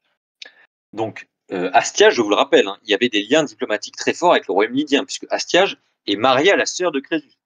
Et donc, Crésus apprend la chute de son beau-frère, qui a été conquis par Cyrus, et donc Crésus entreprend une campagne en Anatolie afin de contrer la montée de la puissance perse. Vous le voyez sur la carte, vous voyez le fleuve Alice qui délimitait la frontière entre Mède et influence lydienne. Vous voyez qu'on est juste à côté en fait. La Phrygie c'est sous influence lydienne, la Pamphylie également, la Bithynie, la Paphlagonie, à en croire Hérodote. Donc on est là, on est à la frontière en fait. Et donc Crésus se sent, il se dit il faut réagir, il ne faut pas rester là sans rien faire. Et donc il rassemble ses troupes et il mène une campagne en Anatolie. Une campagne qui va le mener à l'est du fleuve Alice, en Ptérie. Alors, je ne sais pas si c'est sur la carte. Ptérie, n'enseignez pas. Donc, à l'est du fleuve Alice, retenez juste ça. En Ptérie. Voilà. Alors, et donc il va y avoir un premier affrontement. Et on a seulement 3 auteurs qui nous ont transmis cette bataille de la Ptérie, qu'on intitule bataille de la Ptérie. On a Hérodote, Polyen et Diodore de Sicile. Et chacun de ces auteurs a sa version différente, ce qui complique vraiment notre compréhension des faits. Alors, et chacun en plus invoque des raisons différentes au début du conflit. Pour un auteur, pour Hérodote, ça va être que Crésus voulait venger la mort de son beau-frère, enfin sa destitution plutôt. L'autre, c'est que, selon Polyen, Crésus avait confiance en l'oracle de Delphes qui lui avait prédit qu'il détruirait un grand empire s'il faisait la guerre aux Perses. Et Diodore de Sicile, pour lui, Crésus voulait annexer un nouveau territoire à son royaume. Donc c'est vraiment très compliqué à comprendre. Cependant, la deuxième raison qui invoque un oracle apparaît comme un artifice littéraire. Et les 2 autres, elles, sont plus crédibles déjà. À la fois la volonté d'expansion et la volonté de venger son beau-frère. De plus, d'autres informations nous sont transmises par Nicolas de Damas, qui nous indique que, suite à la prise d'Ecbatane par Cyrus, plein de petits roitelets d'Asie centrale se sont soumis à Cyrus. Et en fait, il est possible que des roitelets qui étaient sous l'influence de Crésus se soient soumis à Cyrus et que face à ça, Crésus ait choisi de réagir en entreprenant une campagne militaire. Et donc, Crésus finit par arriver à Ptérie, le lieu de la bataille. Il prend la ville de Ptérie, il réduit sa population en esclavage, et c'est en apprenant ça que Cyrus, lui, décide de se mettre en marche. On a, encore une fois, deux récits différents, pour changer, celui de Paulien et celui d'Hérodote, qui nous décrivent la bataille de la Ptérie. Cependant, celui de Paulien apparaît comme le plus vraisemblable. Selon ce dernier, c'est Crésus qui aurait quitté Ptérie, donc la ville de Ptérie, dans la foulée d'une défaite. Et dans le cas où il n'aurait pas vaincu, ça paraît assez étrange parce qu'on sait, tous les auteurs indiquent après qu'il aurait fui. Mais s'il avait gagné, pourquoi il aurait laissé cette place stratégique aux mains des Perses? Donc, très vraisemblablement, Crésus prend la ville, la réduit en esclavage, les Perses le battent et Crésus se voit contraint de fuir la ville. Cependant, et là l'archéologie apporte d'autres informations, c'est que avant de reprendre la route de sa capitale, Crésus aurait néanmoins été en mesure de détruire Ptérie par le feu, afin que le roi perse ne puisse pas tirer profit de cet établissement bien équipé, puisqu'on a retrouvé des traces d'écuries, pas rien d'un point de vue militaire, et cet incendie est corroboré par les données archéologiques. Donc, avec toutes ces versions différentes de l'archéologie, on peut retenir que Crésus arrive à Ptérie, prend la ville, réduit une partie de sa population en esclavage, si ce n'est toute, les Perses finissent par arriver, Crésus est vaincu par les Perses, mais dans sa défaite, il trouve quand même le moyen de déclencher un incendie dans la ville. S'ensuit une autre bataille, la bataille de la Timbara, qui précède la capture de Crésus et la fin de son royaume. C'est la dernière bataille qui voit les armées lydiennes et perses s'affronter. Donc, suite à la bataille de la Ptérie, comme vous l'avez compris, Cyrus, donc l'empereur perse, aurait pris l'initiative de poursuivre Crésus sans délai. Une fois arrivé près de la ville, les deux armées seraient alors opposées, je cite Hérodote, dans une plaine qui est en avant de la ville de Sardes, plaine vaste et découverte. Donc on est aux portes de la capitale de Crésus en fait. Cyrus, il craint la cavalerie lydienne, puisque je vous l'ai dit en début de conférence, les Lydiens étaient très réputés pour leur cavalerie. Et pour pallier à cette cavalerie lydienne, il aurait installé des chameaux en première ligne de son armée. Voilà, le prophète de l'islam n'a qu'à bien se tenir. Et c'est grâce à ce conseil du général Mède, donc un Mède qui est dans l'armée de Cyrus, qui s'appelait Harpage, que la cavalerie lydienne aurait été réduite à néant. Le cheval, ça a plus ou moins été démontré en fait, donc c'est pas du tout une invention, un artifice littéraire. Le cheval ne supportant ni la vue ni l'odeur des chameaux, que les cavaliers, les chevaux lydiens n'avaient pas l'habitude de voir des chameaux. Donc les cavaliers lydiens auraient mis pied à terre afin de continuer le combat, puisque les chevaux auraient un peu été mis hors d'usage, et le combat à terre aurait tourné à l'avantage des Perses. Et donc, après la perte de nombreuses vies humaines de part et d'autre, apparemment la bataille aurait été une boucherie, les Lydiens se seraient repliés à l'abri de l'enceinte fortifiée de la capitale. Et donc c'est Hérodote qui nous retransmet cette fuite dans l'enceinte fortifiée. Mais voilà, je trouve cette anecdote des chameaux assez pittoresque. Voilà. Les chameaux font peur aux chevaux, voilà, retenez-le. On en vient maintenant à la fin de Crésus et à la prise de Sardes. Donc Sardes, je le rappelle, c'est la capitale du royaume de Lydie. Et là, encore une fois, je vais me répéter, mais les sources littéraires ne font que diverger sur tous les détails. Toutes s'accordent pour dire que la capitale tombe, mais la manière dont elle tombe, toutes sont en désaccord sur plein de points, en fait. En fait, ça a été un événement qui a été assez spectaculaire aux yeux des Grecs. Je l'ai dit, le royaume de Crésus, c'était vraiment quelque chose de gigantesque. De par ses dons et ses liens avec le monde grec, ça a vraiment été un choc aux yeux du monde grec. On a les résultats issus de fouilles archéologiques, des fouilles qui ont été entreprises par des Américains à Sardes, qui permettent d'éclairer ces témoignages littéraires. Alors, je vais maintenant énumérer toutes ces sources. Donc on a l'archéologie et les auteurs grecs. Qui sont ces auteurs grecs?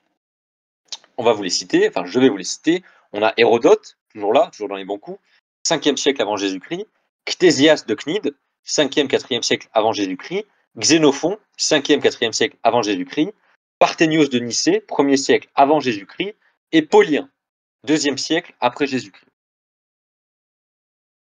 Mais tous ces auteurs-là, voilà, je vous l'ai dit, nous livrent des versions différentes.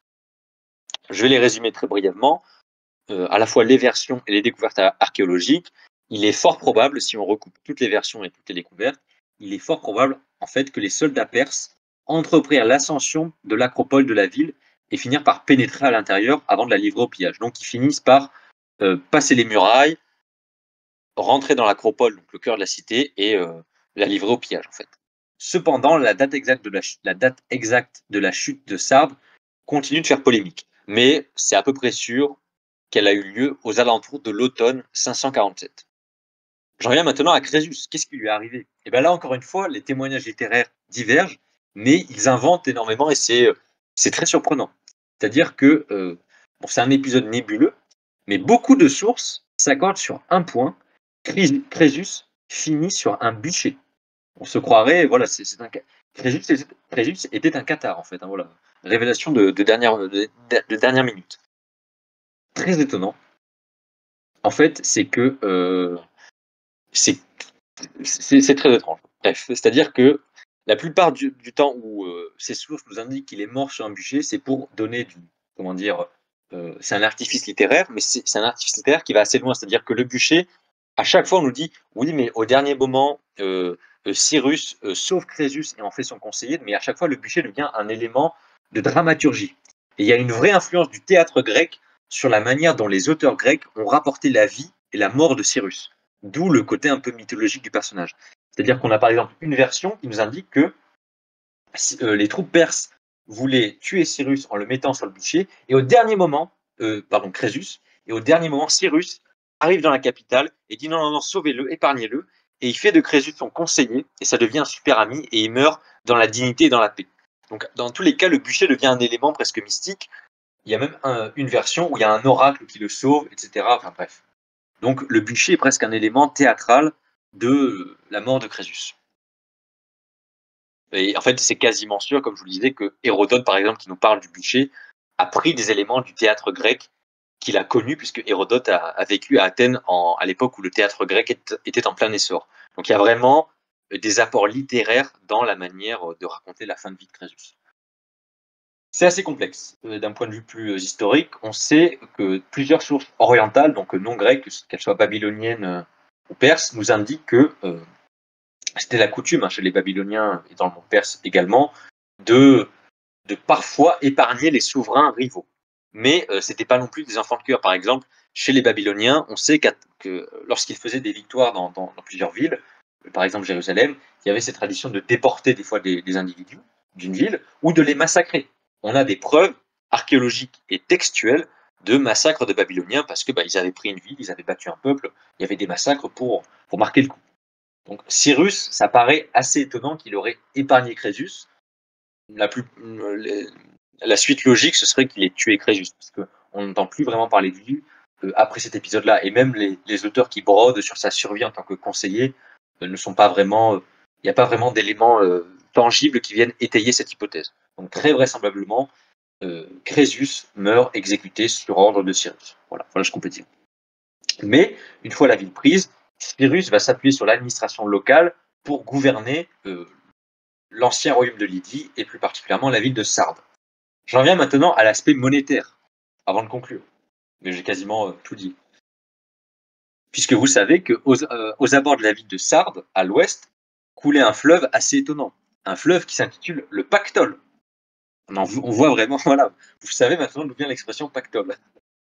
Donc ce fleuve passait à l'ouest de Sardes, donc la capitale du royaume lydien. Et il est déjà mentionné par Hérodote pour sa capacité à charrier des paillettes d'or. Et son filon se situait dans la montagne au sud de Sardes, le Tmol. Alors je ne pense pas qu'il soit sur la carte. Le torrent, donc le Pactole, sera célèbre tout au long de l'Antiquité. Et il inspirera même la légende rapportée par Ovide expliquant l'origine de l'or du Pactole. Selon cette légende, en effet, le roi Midas avait reçu de Dionysos la faculté de changer en or tout ce qu'il touchait. Mais ne pouvant plus ni manger ni boire, il supplia le dieu Dionysos de lui ôter cette capacité, puisqu'il ne pouvait plus vraiment manger, puisque dès qu'il touchait un aliment, il se transformait en or. Et donc Dionysos lui ordonna alors de se laver les mains dans le Pactole. Et donc les paillettes d'or du torrent proviennent de cette légende-là. Enfin, selon cette légende-là, viennent de cet épisode mythologique. Et donc les paillettes d'or lui ont même valu l'épithète en grec de chrysoroas, ce qui veut dire qui charrie de l'or. Et selon les dernières analyses, le torrent de Sardes transportait des paillettes d'or pur. Donc ça n'est pas qu'une légende. Il y avait vraiment une source minière dans cette montagne qui passait dans le torrent. Et donc, ces paillettes étaient utilisées pour la fabrication de monnaie. Enfin, non, pardon, excusez-moi, ce que je veux dire. Voilà ce que je veux dire. Pour contrer un peu la légende, vraisemblablement, ces paillettes-là n'étaient pas utilisées pour la fabrication de monnaie. Voilà, c'est ça que je voulais dire, rectificatif important. Mais plus probablement pour la fabrication de bijoux ou de lingots. Par contre, dans les environs immédiats de Sardes, il y a d'autres éléments. On a par exemple des mines d'or au mont Sipil à l'ouest et dans le mont Moll, juste au sud de la capitale. Donc le mont d'où s'écoule le Pactole. Mais dans le mont lui-même, pas vraiment dans le torrent en contrebas. Mais il y a effectivement un lien historique entre les Lydiens et le royaume de Lydie et la monnaie. Parce qu'en fait, on a retrouvé les plus anciennes pièces de monnaie ont été découvertes sous les vestiges de l'Artémision d'Éphèse. Donc les pièces, enfin dans ce monde-là, en tout cas dans ce monde anatolien. Elles peuvent être datées de 630 avant notre ère et toutes sont réalisées en électrum. Celles en or pur et en argent datent de 550 avant notre ère, donc contemporaines de Crésus. Et elles sont même appelées créséides. Et donc elles tirent leur nom du roi Crésus qui les a introduites. Pour la frappe de monnaie en électrum, on sait que le lieu d'origine le plus prolifique était Sardes, encore une fois la capitale, qui était vraiment entourée de mines d'or et de mines d'argent, enfin de mines de minerais rares aux alentours de la cité. Et sur ces pièces de monnaie, d'ailleurs, on retrouvait une tête de lion qui servait d'emblème des rois lydiens. Donc c'est vraiment un emblème caractéristique des rois de Lydie, c'est la tête de lion, que j'ai envoyé à Zertor par ailleurs. Et par ailleurs, on sait que Crésus a été l'instigateur d'une réforme monétaire, justement aux alentours des années 550 avant notre ère, puisqu'il a introduit le bimétallisme, en or pur et en argent pur, en remplacement justement de l'électrum, qui était un peu la vieille monnaie des rois de Lydie. Et contrairement aux pièces en électrum qui ne pouvaient circuler qu'en Lydie et aux alentours, les monnaies en or et en argent qui ont été introduites par Crésus ont vraiment connu une diffusion très très large et étaient considérées comme la monnaie d'échange internationale dans tout le bassin égéen, anatolien, etc. Donc, ce qui peut aussi expliquer la grande popularité de Crésus, puisqu'il avait créé une monnaie qui s'était répandue bien au-delà du royaume de Lydie. Ça peut aussi servir d'élément de compréhension de pourquoi il est resté dans la mémoire populaire des Grecs. Cette réforme a tellement été populaire qu'après la prise de Sardes par les troupes de Cyrus, les Perses ont continué de frapper des créséides, donc ces fameuses monnaies en or pur et en argent, introduites par Crésus. Voilà. Donc maintenant, je vais rapidement conclure. C'est que Crésus, voilà, pour conférence légère, hein, je voulais pas vraiment aborder un sujet trop théorique, trop lourd, mais voilà, conférence légère pour redécouvrir ce personnage qu'on pense connaître, sur lequel au final, on ne connaît pas grand-chose. J'espère qu'avec cette conférence, vous avez appris des choses sur Crésus. Et on voit que, au-delà de l'aspect monétaire, de l'aspect l'argent, la légende, qui a été un des éléments qui a permis qu'il survive dans la mémoire des Grecs, c'était vraiment un acteur géopolitique de premier plan. Et la chute du royaume de Lydie a vraiment été un choc pour tout le monde grec. Vous avez vu qu'il avait des liens jusqu'à Delphes et jusqu'à Sparte. Et ça peut expliquer, comme je l'ai dit, qu'il soit resté. C'est-à-dire que, puisqu'après la chute de Crésus, les Perses vont s'attaquer aux cités grecques de la côte, il va y avoir donc l'intervention des Grecs du continent, il va y avoir les deux guerres médiques qui vont occuper les Grecs pendant des décennies.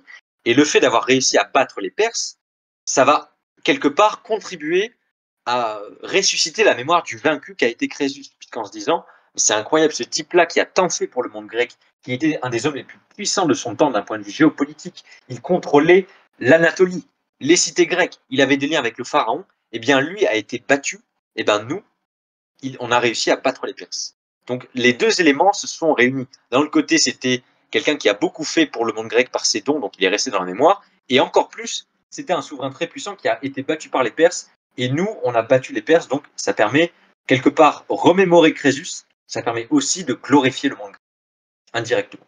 Et je ne l'ai pas dit, le pharaon Amasis lui a été moins retenu, mais il a aussi été retenu, dans une moindre mesure, parce que lui aussi a été un géant de son époque. Le pharaon Amasis, qui avait des liens contre les Babyloniens, qui avait des alliances avec Crésus, a lui aussi été battu par les Perses. Donc lui aussi, sa mémoire a en partie, dans une moindre mesure, été retenue, parce que lui aussi était un géant de l'époque, qui a été battu par les Perses. Et le fait de se rappeler cette figure pour les Grecs, c'était encore une fois une manière de faire l'éloge, de faire l'éloge, de faire l'apologie du monde grec, de crier la gloire du monde grec qui avait réussi là où deux géants de leur époque avaient été balayés par le monde perse. Voilà. Donc je pense que je vais m'arrêter là, chers amis. Je vous remercie de votre écoute. Voilà, de faire l'éloge et pas l'éloge. Merci Zertan. Exactement, l'éloge en un seul mot. Merci de la précision. Merci Serge Ami. Je vais pas couper l'enregistrement. Je vous rends la parole et merci de m'avoir écouté. On est 6, donc ça fait vraiment plaisir. Merci à vous. Bravo. Bien. Bravo. Merci à toi. Merci à toi pour cette conférence complète sur un sujet qui n'est pas facile d'accès à tout le monde. Moi, je le dis, hein, moi y compris, hein. Mais ouais, je suis abasourdi parce que j'y connaissais pas grand-chose, pour être honnête. Je connaissais les classiques, hein, je vais, genre Alcibiade qui est mort, 2 siècles après, pas très loin en Phrygie, tu vois? Donc c'est tout ce que je connaissais et moi, ce que je voulais revenir, c'était surtout sur l'image de Crésus, tu vois? Par exemple, chez Aristophane. Je sais pas si bon, je sais que tu sais, mais c'est un peu la vision moderne qu'on a Oui, de riches comme Crésus. Et ben, c'est grâce à Aristophane justement dans son œuvre Plutos, dans la richesse, tu vois? Ça, je m'en souviens, mec, ça remonte au lycée, hein. Il cite beaucoup Crésus comme étant une image, tu vois, du riche par excellence, symbole de la, genre, symbole d'une richesse, illimitée. Voilà, c'est plutôt ça. oui, oui, c'est ça. Mmh. C'est Mmh. l'image du potentat oriental, riche, luxueux. Et là, en fait, ce que j'ai Mmh. essayé de faire ce soir, c'est d'aller derrière cette image. Qu'est-ce qu'il y a vraiment, en Ouais. fait, derrière le crédit historique? Et en fait, vous voyez que même les sources plus «fiables» entre guillemets, s'approprient ces Mmh. éléments du théâtre pour, un peu gloser sur la vie de Crésus. C'est pour ça que ça rend compliqué Tout à aussi fait. certains éléments. Tout à fait, de mêler le faux du vrai, en fait. Effectivement, C'est ça, de la légende et de ce qui est vraiment passé, ouais. c'est ça. Et Mmh. c'est pour ça que l'archéologie était utile pour un peu voir que, bah, c'était pas juste, quelqu'un qui vivait dans son argent. Il y avait vraiment une politique, une diplomatie, derrière, quoi. Oui, il y avait une vision. Il y avait une vision. Il Il y y avait avait une une vision. vision et mmh, voilà. Bon, je vais m'arrêter là, je vais laisser parler les autres, hein, et puis voilà. Ouais, non, c'était très intéressant. Qu'est-ce que je voulais dire? Euh, je sais plus ce que je voulais dire. Merde. Ouais, ouais, non, mais en fait, ce que tu as essayé de montrer aussi, c'est que c'était plus. Enfin, je sais pas si c'est ce que tu as essayé de montrer, mais en tout cas, il était vachement, pour l'époque et tout ça, en avance sur peut-être la diplomatie et tout ça. C'est grâce à ça, Oui, entre autres, qu'il a conquérir oui, l'Anatolie. oui, c'est ça, c'est-à-dire que tous les auteurs nous disent qu'il a vraiment, mené une politique d'expansion assez agressive, alors par des moyens, diplomatiques, mais aussi par des moyens militaires moins connus. Mais voilà, c'est-à-dire que c'est vraiment, à la tête d'un royaume, très puissant, l'un des plus puissants de son époque, donc il n'est pas resté assis sur son trône avec son or, c'est vraiment pas du tout ça.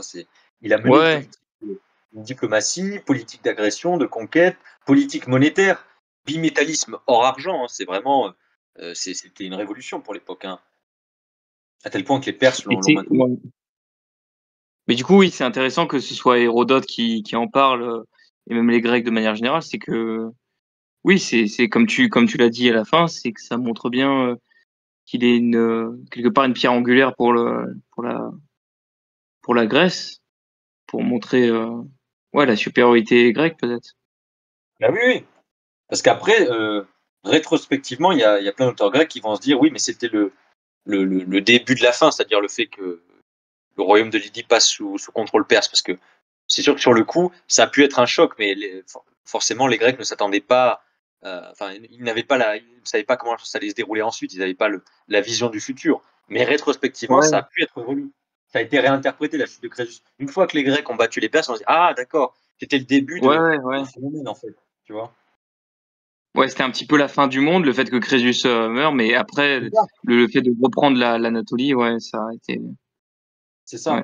C'était la fin d'un monde, en fait. C'est-à-dire que tous ces grands empires du Proche-Orient sont tombés sous l'emprise perse, hein.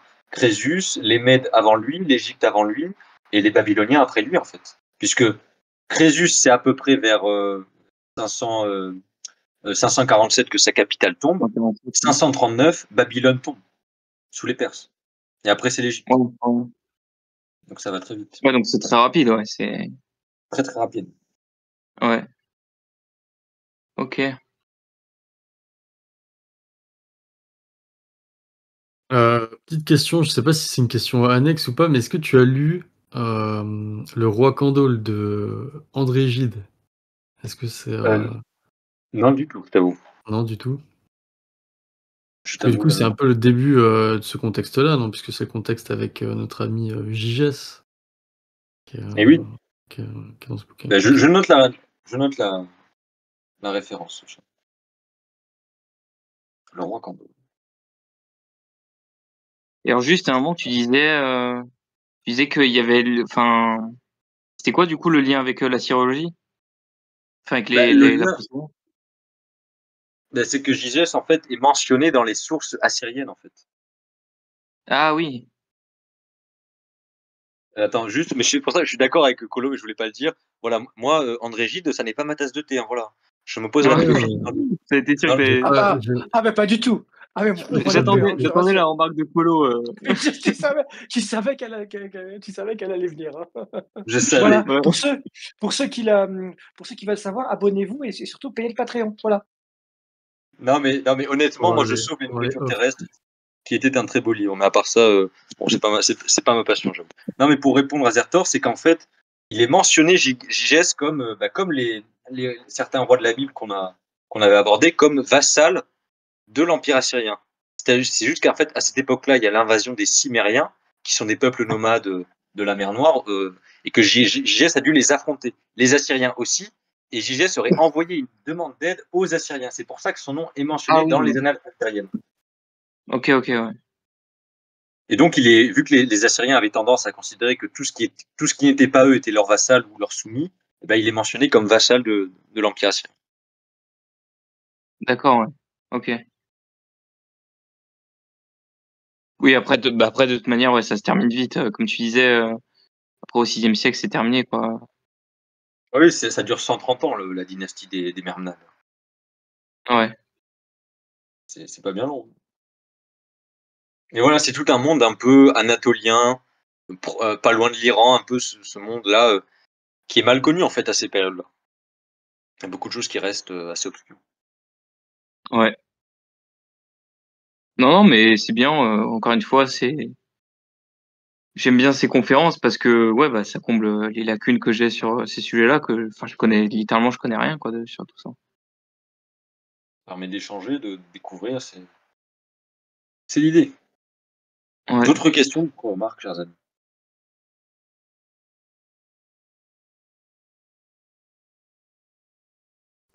Honnêtement, moi, avant de me pencher sur le sujet, le pactole, voilà, le pactole est un fleuve en fait. Enfin, c'est un torrent, littéralement. Oui, et du coup, ce que tu disais, c'est que les Grecs, ils ont continué. C'est ça que j'ai pas compris. À un moment, tu disais que les Grecs, ils ont continué à envoyer des tribus, ou enfin, je sais plus, à, à la ville de. C'est quoi déjà le nom de la ville? Delphes? De. Delphes? Non, non, non, la Sarde. Oui, voilà, c'est ça. Oui, pardon. Tu disais que même genre avant jusqu'au 1er siècle, avant Jésus-Christ, ils ont continué à envoyer. En fait, c'est que vu que dès Gigès et sous Crésus, enfin tous les rois ont entretenu des liens très très forts avec Delphes, notamment pour l'oracle. Ils consultaient énormément l'oracle. Ils vénéraient Artémis. Ils avaient un temple à Artémis. Il y en avait un à Delphes. Non, ça c'est Éphèse. Ouais. Pardon. Ça c'est Éphèse. Enfin voilà, ils vénéraient, enfin ils payaient l'oracle. Enfin, il y avait énormément de liens d'affection avec Delphes pour l'oracle, notamment. Et en fait, ces liens presque diplomatiques qui sont là depuis le début, ont abouti au fait que, alors je crois bien que c'est sous Crésus, en remerciement de tous ces liens, de tous ces cadeaux venant de Sardes, venant des royaumes lydiens, de tous ces presque liens d'amitié, et ben Delphes, le conseil de la ville de Delphes, s'est mis à accorder des droits aux Lydiens, c'est-à-dire que les Lydiens pouvaient, de par ces liens un peu ancestraux qui les unissaient, ces liens d'affection, d'échange, de cadeaux, d'alliances religieuses, enfin de vénération commune, tous les Lydiens pouvaient devenir citoyens de Delphes. Et c'est quelque chose Ah, qui est ok, resté des ok. siècles après la chute de Crésus. Jusqu'au 1er Oui, siècle ok. de notre Ah ère, oui, et dans le d'accord. Ok, deuxième, ok. c'est encore mentionné. Ils ont des privilèges dans la cité de Delphes, si tu Ouais. veux. Mais alors ça, je comprends pas. Mais du coup, si ça a été conquéri par la Perse, De quoi? bah, tu disais que Sardes et tout ça, ça a été conquéri par la Oui, Perse. Oui, mais les habitants, les locaux, la population Ah n'a pas ouais, été. ouais. Tu vois, les Lydiens, en fait, la région de Lydie est restée jusqu'au siècle de notre ère. En fait, c'est toujours une. Ouais, ils sont Dans pas le... fait remplacer par les Perses non plus, quoi. Non, non, non, ah, du tout, du tout. Du tout, du tout. Bah, comme je l'ai dit, Cyrus, quand il conquiert Sardes, il s'appuie sur l'administration locale. En fait, il fait pas de déportation, il détruit pas la ville. Il n'y a pas Ah oui, de. oui, Il y a ouais. pas En fait, l'Empire perse, c'est vraiment un empire multiculturel avant l'heure. C'est-à-dire qu'il y a des liens d'unité par la langue, l'araméen, mais c'est pas un empire qui, à l'inverse des Babyloniens et des Assyriens, même si ça ressemblait un peu, c'est pas vraiment un empire qui faisait des déportations massives. D'ailleurs, D'accord, ok. c'est eux qui autorisent les Hébreux à rentrer à Jérusalem. Donc, Ok. vous étiez plutôt dans l'optique, vous pouvez garder vos traditions, votre culture régionale, tant que vous payez l'impôt, qu'il y a un gouverneur perse local, le reste, c'est pas vraiment mon problème. Ok, je vois. Ok, bah merci pour les précisions. Moi, c'est bon, j'ai plus de questions, je pense. Bah écoutez, s'il n'y a plus de questions, on peut couper le bot. Quelqu'un a une dernière remarque? Bon, Alex, je trouve ça honteux que tu viennes en vocal et que tu restes mute-casque pendant plus d'une heure. Honnêtement, c'est un manque de respect, Alex, hein. Soit tu viens, soit tu viens pas. Mais là, si c'était pour venir en restant mute-casque, c'est pas très sympathique. Voilà, j'ose le dire. Oui, oui, bah désolé, oui, tu peux être désolé. La France Il est libre, excusé par l'arrivée du bébé, voilà. Il perd voilà, à l'amende. Il perd à l'amende, c'est pas grave. tu paieras l'amende. Pour la peine, tu devras surveiller Romulus, hein. Tu devras le surveiller au pas. Oh, garde du corps de Romulus. Hein, voilà. La France Par libre, après. une remarque. Tu es resté écouter. Ah, il y avait tes parents. Bon, ok, Alex, aucun problème. La France libre, tu es resté écouter quasiment tout du long. Donc, si tu as une question, une remarque, n'hésite pas, hein. Je pense que la Donc, tu France es Ligue s'est endormie. Ah, ok. Bon. Bon, bah écoutez, je vais couper le bot, hein. Rejoignez-nous sur Patreon. Voilà, c'est le moment des Vous pouvez dérapages. écouter la suite. Allez, allez, attends, avant de couper le bot, un dernier message. Bon, au revoir au public YouTube, hein, voilà. Voilà, au revoir Un les dernier golems. Colo, un message pour le public que tu apprécies tant. Oh, pas du tout. Bah, donnez vos shekels.